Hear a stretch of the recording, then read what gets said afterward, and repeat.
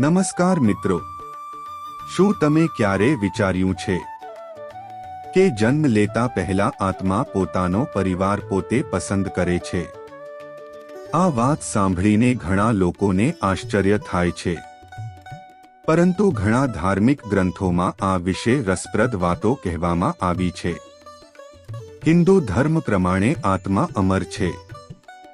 શરીર તો માત્ર એક વસ્ત્ર છે, જે સમય આવ્યા પછી બદલાઈ જાય છે.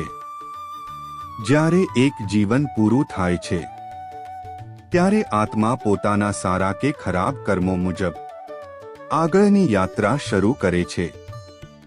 ઘણી માન્યતાઓ મુજબ આત્મા નવા જન્મ પહેલા એવી જગ્યા પસંદ કરે છે જ્યાં તેને પોતાના કર્મના ફળ ભોગવવા અને જીવનના અધૂરા પાઠ શીખવા મળે.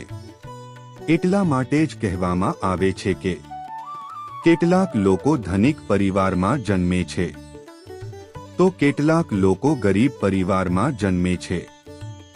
આ માન્યતા મુજબ આત્મા એવા માતા પિતા અને પરિવાર પસંદ કરે છે જ્યાં તેને પ્રેમ, સંઘર્ષ, સુખ અને દુઃખ જેવા બધા અનુભવોથી પોતાની આત્મિક યાત્રા આગળ વધારવી હોય.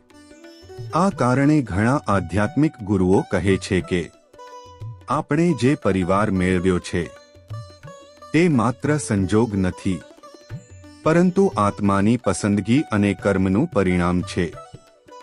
તો હવે પ્રશ્ન એ છે, શું આત્મા ખરેખર પોતાનો પરિવાર પસંદ કરે છે? તમારો વિચાર કોમેન્ટમાં જરૂર લખો.